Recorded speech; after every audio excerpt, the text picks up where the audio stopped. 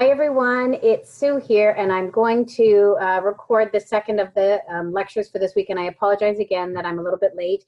I see that the Interprofessional Education PowerPoints actually had my recording from last year, and so there's no reason for me to re-record it. I hope you don't mind. At the beginning I say Hildy's going to do leadership.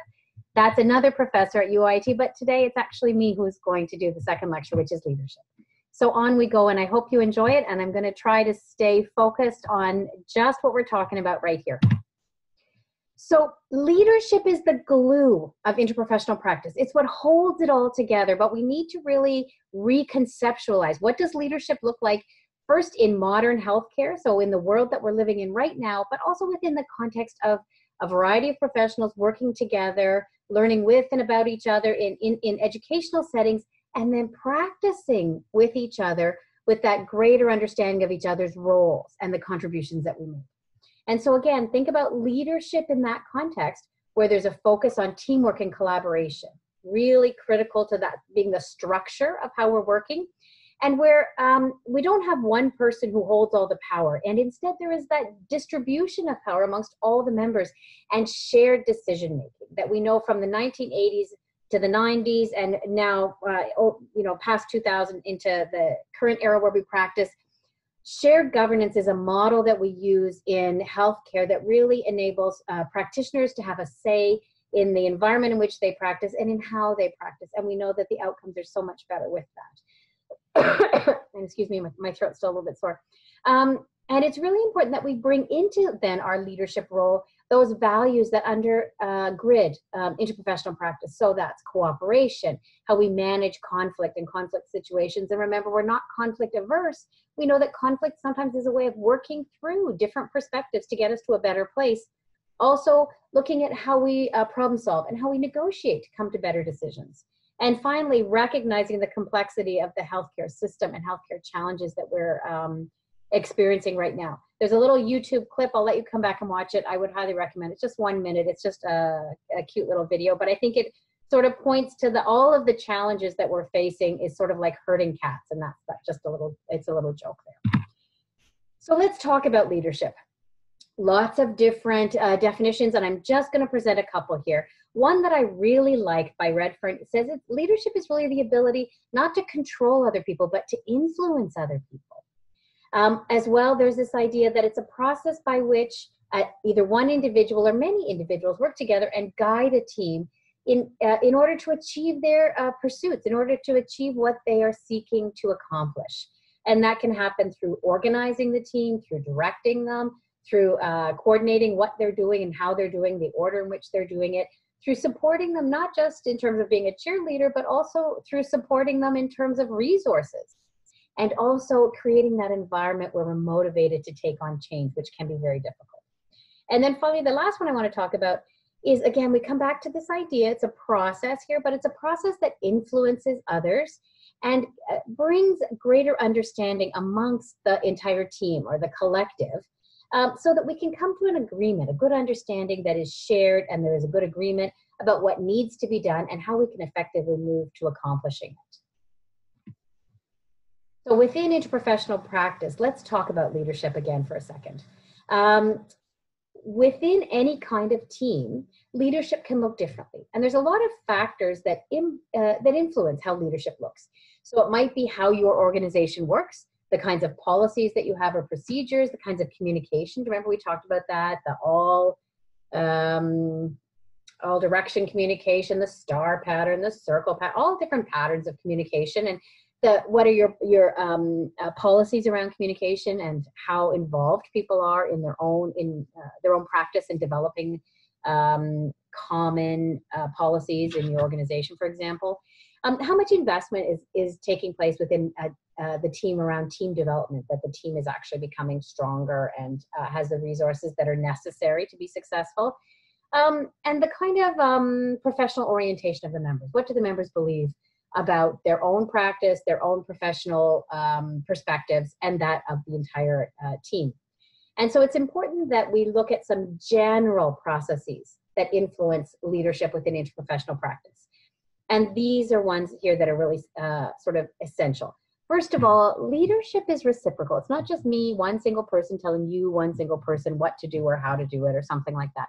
Leadership is reciprocal. It means we're in conversation. We're always engaging in dialogue, whether that's verbal dialogue or dialogue of action between each other. But that idea of a lived dialogue, a dialogue that moves forward.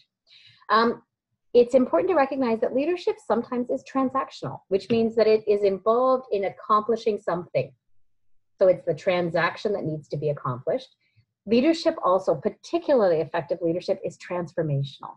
And that means it's transformational for the people involved, for the leader, and for the person who's in a followership role. It means that it changes us. The experience changes us. But also the process is changed through the engagement of a variety of people. Leadership is adaptive. And it really means that we look at our environment and we respond to the conditions that we find within our environment to be most successful. And then finally, it's cooperative. Again, we are not authoritarian in our work with other people, because that would be, we wouldn't call that leadership. We would call that being a ruler, or being a despot, or being a king, or being something else. But to be a leader means you have to bring people on board for your ideas. And that means coming to some point of agreement and a common understanding. I'm sorry about that. So let's talk about the different kinds of leadership. So first of all, we can become leaders because we're appointed to be a leader, or we're elected to be a leader. And usually those are a little bit more traditional orientations. Sometimes that can be based on our personality traits. So I'm outgoing, or I'm very verbal, or other kinds of things may make me more likely to be elected as a leader, or even chosen as a leader in that way. And that can be determined by sort of our status within any kind of group. There's also this model we talked about of shared leadership. And in shared leadership, there's this sort of interactive process where individuals or groups come together, and the objective is to lead each other. So we're all taking on leadership and followership roles in order to achieve our group outcomes. Shared leadership is so important, and it's important in healthcare in particular, because what we've learned is that when people feel fully involved in the decisions that are being made and how they're being made, they're much more likely to carry out the work involved in achieving those, the outcomes related to those decisions, in very enthusiastic ways. And so shared leadership, it's really flexible. And that means that in the moment, I might take on a leadership role and recognize that as we move to a different kind of task, there are other people who are much more accomplished in that area. And that is an opportunity that we always are bringing people forward to enact a leadership role, and stepping aside from it ourselves, or we may step forward to take on leadership in the moment. So it can be either formal or informal. So for example, formally, we may say, if we're having team meetings every week, that we alternate being the leader of the team meeting. That would be a little bit of a formal organization of that. Or informally, we just step forward when we know the most about a certain situation, or the most about a certain task at hand. And it can involve either peer influence, so we're just working with each other. We can be working with people above us, or we can be working with people who in a hierarchical structure would seem to be beneath us, or at a level that we would have authority over it in general. And it's really critical that this kind of shared leadership recognizes the competence of the members of the team and builds on that competence, and also that it's based on behaviors, right? So either members are highly competent and able to take on those roles and recognize when they are able to, or you have a team that works based on an understanding that we need to build consensus. We use processes around encouraging and supporting each other, and problem solving that any member of the team can work with, so they can work with those processes to bring the best out of the team. And I think we showed this video a little bit earlier in the course, but again, it's this idea of that lessons from the geese. I'm sorry, there's a couple of typos. I did not make the video, but I do love it. That idea of how do we support each other when we're struggling, and how does leadership move us forward, and also followership, that critical role of followership. So I do love that little video of the geese there. So a couple more minutes talking about the theories and perspectives that underscore our understanding of leadership. So in a very traditional orientation to leadership, we tend to think of it as sort of someone who's born with the qualities or the inherent characteristics. I'm just born to be a leader. And that idea, that's a quote there, that leaders are born, not made. And so often we call that the great man theory, that this person was born to be a leader.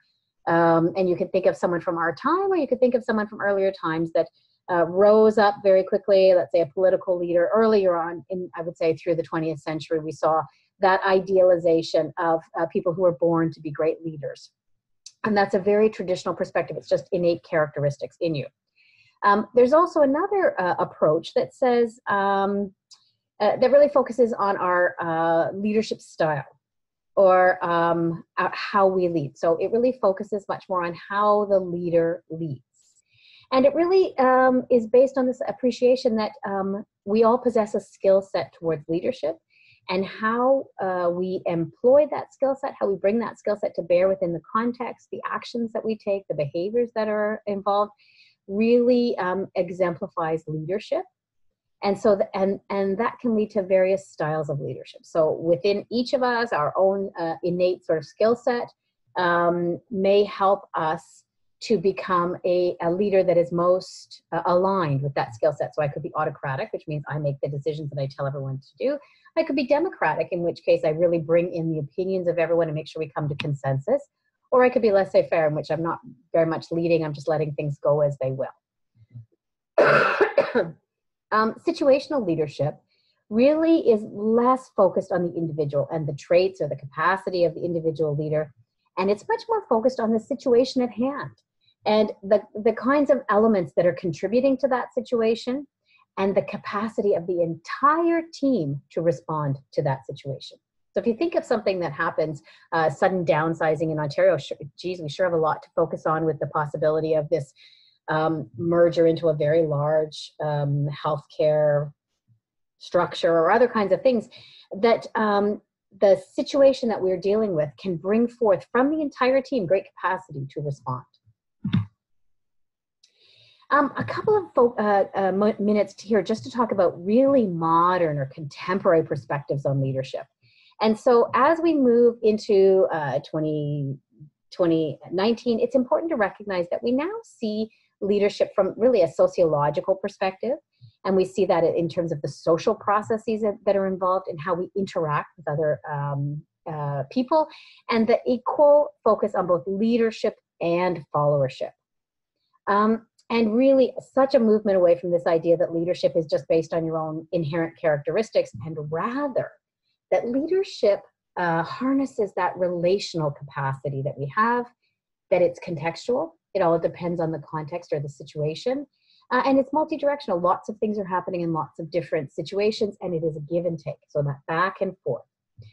Transformational leadership is something that we really focus on these days, and it's pretty much accepted that effective leadership is most often transformational leadership. And in transformational leadership, we want the leader or the leadership focus to be visionary, to be motivational, and to be inspiring. Have you ever been in the context of a change in a workplace, even a change in society, where you have someone leading the change who is powerfully inspiring and visionary? They are able to create a wave that carries us along. In transformational leadership, there is that belief that we can harness the goodwill of the members of the team by focusing on our shared values and the principles involved in the change, and how both the leader and the followers can be raised up through this process. Relational theory is another example of a very contemporary approach, which really, again, focuses on a sociological perspective that says that the social influences around the processes that we're experiencing lead to a change in order, a change ultimately in the outcome of a situation. And so it is within the context of these relationships that we see the opportunity for change, and we can work collectively towards that change. And then an interesting one, authentic leadership theory. And this is really drawn, instead from the previous ones were drawn from sociology, this is drawn from psychological theory. And what it says is that with using our really positive psychological capacities, or our positive psychological strengths, and having a very highly organized, highly developed organizational situation or context. Leads in both enhanced leadership potential and enhanced follower self-awareness. So both the leader is strengthened and followers are strengthened, and that ability to self-regulate, to manage self, ensues. So it follows, and that's really critical. So that idea of that authentic leadership draws from both innate capacities and strengths, our positive psychological strengths, and also the organizational context that's happening around us. So what are really important elements of leadership? Remember, we said that it's complex, and I can't just give you a laundry list, but here are some really fundamental things that are essential to it. It's important that we have a vision. So when we're bringing about a change, when we're looking to create something, what is our vision for this? Not just the task at hand, but how does that fit within a broader perspective? Communication skills are essential. We want to not force people to come to an awareness of leadership and force people to follow our change suggestion. We want to bring people on board, and often that happens with really important honing and refinement of our own communication skills. It's really important to recognize that change happens. Change is inevitable, and change happens in multiple different ways. But if we wanted to just do a really broad strokes contrast, sometimes change is planned. We have a long opportunity to plan for that change, build in all the steps, make sure we have the resources, make sure we've heard all of the voices. And sometimes, on the other hand, change is emergent. It happens through the moment and through the time. And so we see both of those elements coming in different kinds of contexts around leadership. Stewardship really refers to our responsibility for others. So I'm not just responsible for myself, and I'm not just responsible for getting, let's say, my work done, but if I'm a nurse working in a shift, I would have stewardship of all the patients. That means I care for my patients and I make sure everything's done, but I check with my colleagues, is everything done? Do they need any help? It's that idea of stewardship for resources. We are all responsible for how resources are spent and not squandered. We have stewardship in, for example, in education for the curriculum. I'm not just responsible for the courses I teach, but for making sure my course fits within a puzzle of many courses. And so in stewardship, we really are in service of others and of ideas. And then finally, that idea that our goal is to develop others. It's not just to get others to do what we want, but it's to help other people feel as empowered as they can, and to have an opportunity to learn and to grow, because that's so nourishing for the individual, for the team, and for the organization. Followership is an important component of leadership, and we always have to see those two things together. And followership involves many of the same attributes associated with leadership. So it's not that somebody's the leader and then the other people just follow along and the followers have no role or limited say. To the contrary, successful leadership also requires that there be successful followership. And all of us play both of those roles throughout many different contexts of our lives. More and more what we see is this real fluid back and forth between leadership and followership. And within effective teams, that opportunity for people to take on both leadership roles and to step back and say, I'm not the leader in this situation, and that there are others who, for many different reasons, could come forward. There's also a really interesting sort of new approach to leadership, this new leadership paradigm within healthcare, and that's related to chaos theory and quantum physics. And ultimately what we see is this differentiation between old world thinking, that linear thinking that we often refer to in the scientific evolution as Newtonian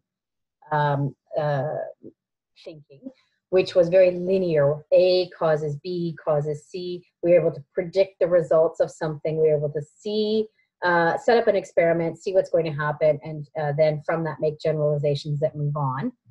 And that thinking that sort of underscores the way we lived in the world is very much associated with having a leader who tells other people what to do, because the leader has the big picture and knows what everyone is supposed to be doing.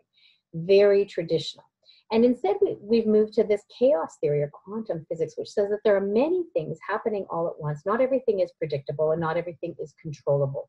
And there's a couple of YouTube videos to watch about that. But within this context of chaos theory and quantum physics, it's much more an appreciation of the all-at-onceness the necessity to be responsive to the environment, and as we change, the environment changes and we must change further, and that real fluid response to a situation, and how leadership requires that we lead in the moment.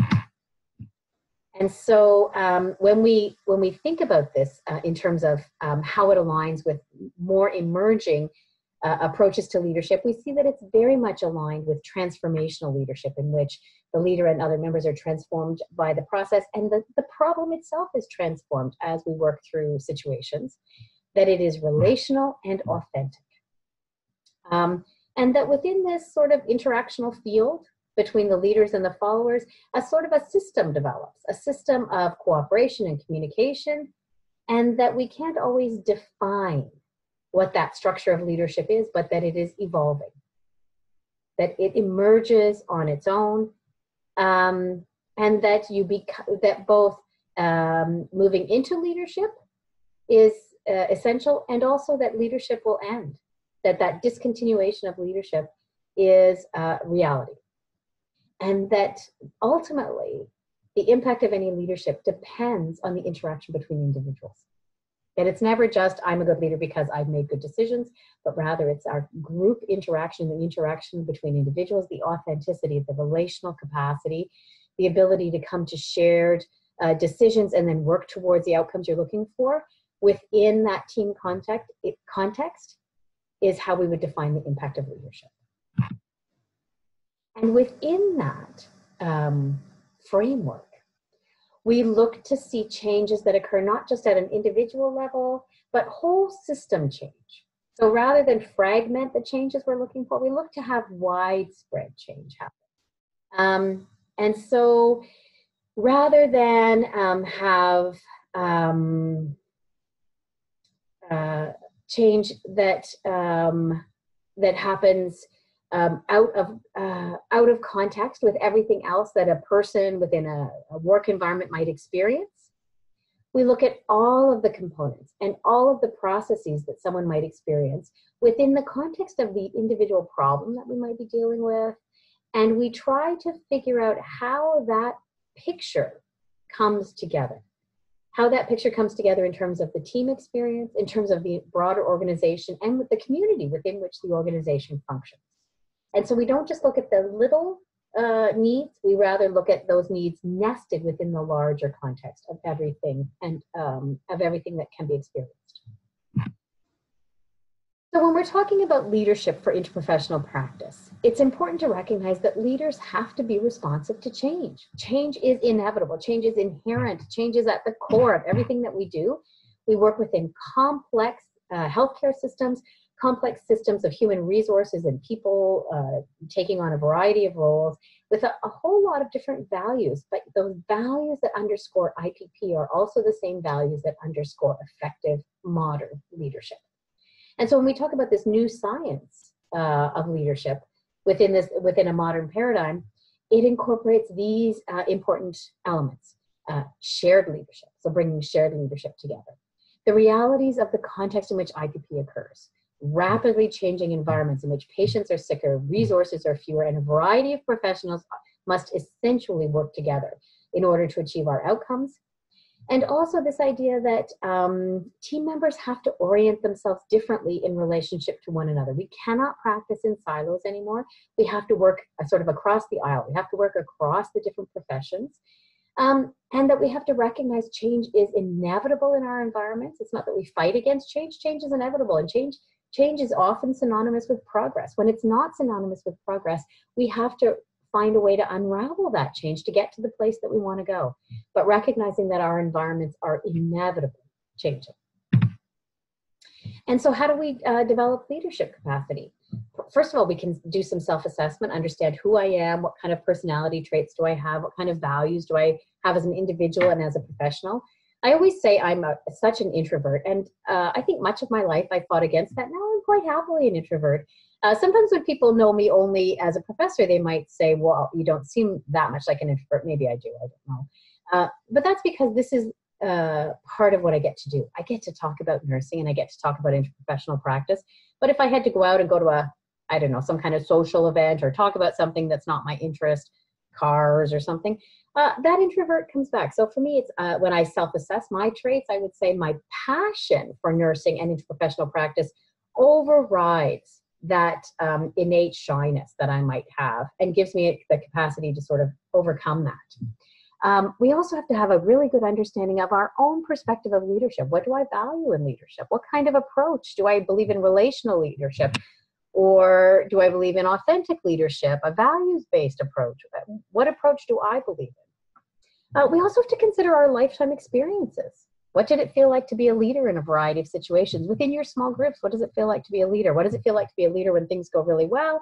And gosh, what does it feel like to be a leader when you're not getting any postings or people are not responding or you're feeling frustrated? What does that feel like? And at the same time, followership. Think of all the different opportunities you've had to be a follower. Have you felt like an active follower?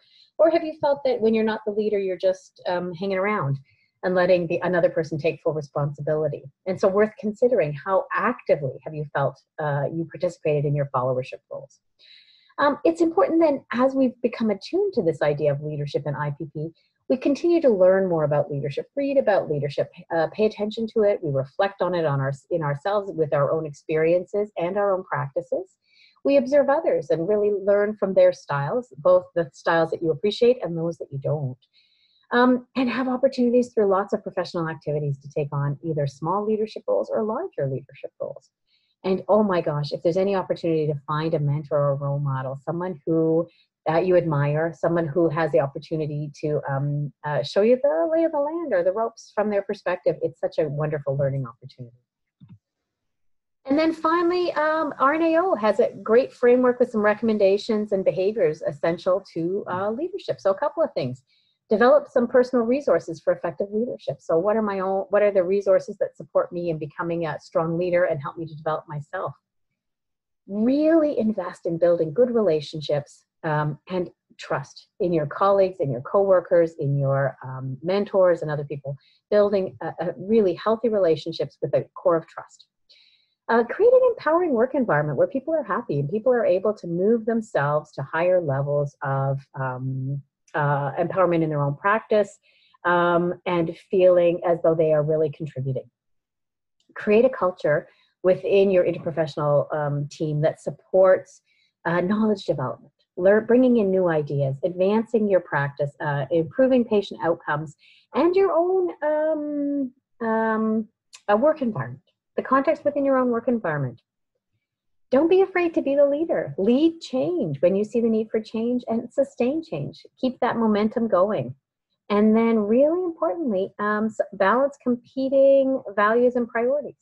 Recognizing not everybody wants the same thing, but how do you balance and make sure that everyone's voice is heard while at the same time moving the entire team forward? Sometimes that's a tricky dance, but always worth it as you move through. Oh my gosh, and that is the end of our chat for this week. Wonderful to have an opportunity to talk to you a little bit about leadership and leadership within the context of interprofessional practice. And stay tuned, on we go. And I'm looking forward to next week.